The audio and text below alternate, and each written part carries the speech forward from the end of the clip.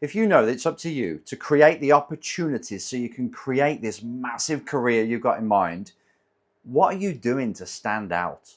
Race drivers, it's Enzo with the Race Driver Coach Show, back in the office after the Austrian Grand Prix, and it's nice to be here.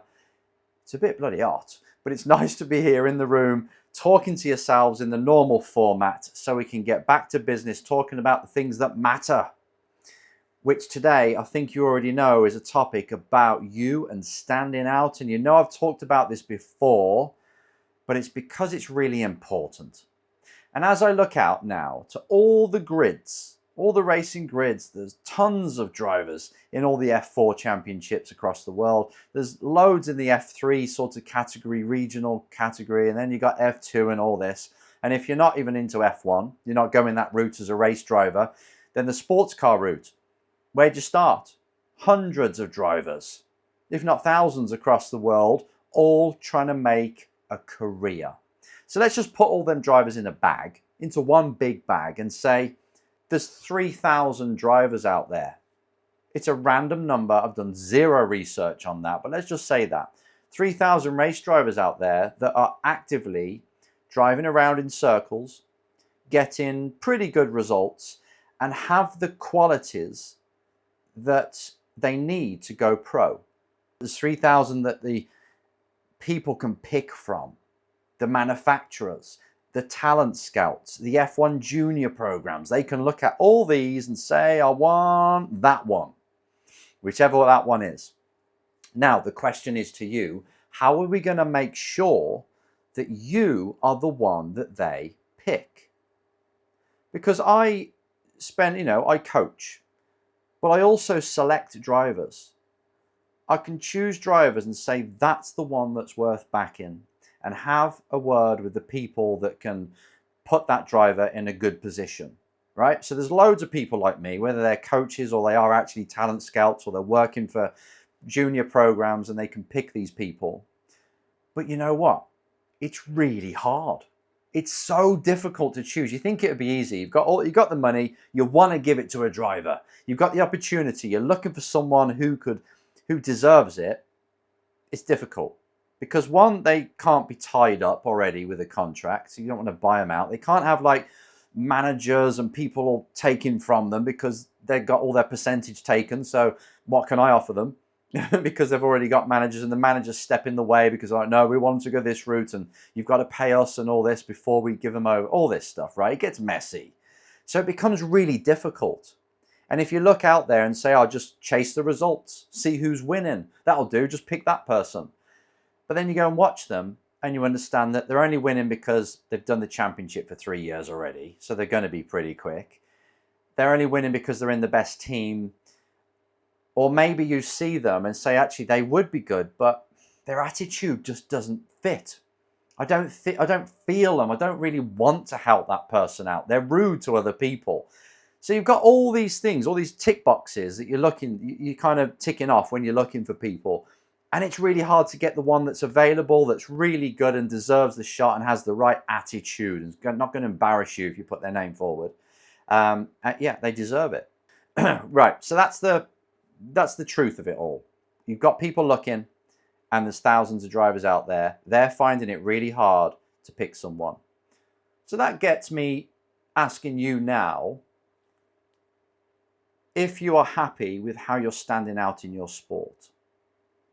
Are you sure that you're doing everything you can to get in front of these people, to make sure that you're standing out in the industry? So when I look at all the results, I don't just see your results as being, well, that driver looks fast, but also when I ask the team about you, when I ask people in the paddock what they think about you, they're saying the things I like to hear. Hardworking, really good leadership skills, knows how to set up a car. They've got an engineering mind. They're super intelligent. They're fast in the head. Their brain works at a good speed as well. They're not this dopey driver who just happens to be good and can put a lap time in. That's no good to a manufacturer. It has to tick all these other boxes as well of how good this driver is in every area. Is it the kind of person that can entertain the sponsors? If I say, right, you've got to look after the sponsors for half an hour, give them a good time, show them around the garage, talk to them, answer their questions, show them around in general, and I can trust that driver with their sponsors, that's really important. All these things I'm telling you now should make you look at yourself and say, am I good in that area? Not I deserve it and I want to be a race driver. That's irrelevant.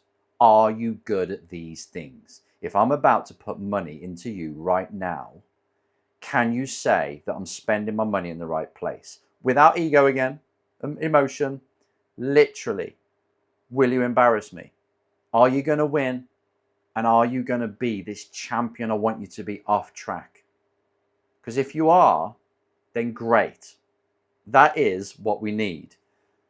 On top of that, are you telling people that you are that person? Does everybody know that you're fast and you're the champion off track and you can drive a team and a car forward and you're intelligent? Racing intelligent, that is. Are you marketing yourself?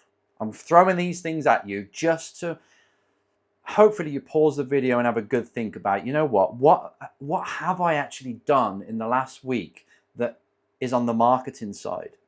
Just posted a few posts, yeah, great, but is it really putting me out there and showing these people that can pay for my racing and offer me a professional seat that I am quick without saying I'm fast and I'm promotable, so I'll keep their sponsors happy? I want you to focus this next week, this week we're in now and next week and forever actually, on marketing. Yes, you've got to be good on track. You've got to make sure that you're preparing well and you're delivering and you're bringing in the results. But just know that's only half the story. I want you to double down on your people skills, on your engineering knowledge, on how you win people over, so your sales skills, and get on the blower, talking to people, meeting them face to face to show them that you are the person. You've got to get there because, again, we're looking for you guys. We're looking and we can't see you. So I want you to make sure that you're not one of the 3,000 that are just blending in. It's just another driver, another helmet in the car, and you can't really associate to. Introduce yourself to all of the industry you can, the people that can offer you opportunities and the people that can't. Every single mechanic's got to know your name. You've got to be the person that people say, that's the one that needs backing. That's the one you should be putting money into. Run your career, your racing career, like a company where you are the CEO. You make sure the product's good, which is you on track and you off track, and you make sure the marketing is there. You've got to push it in front of people's eyes. This product, this is you as a race driver. Why should they back you? I want you to ask yourself that question every day. At the beginning of the day, why should people back me? And you spend moments of that day answering it and taking actions that answer that question.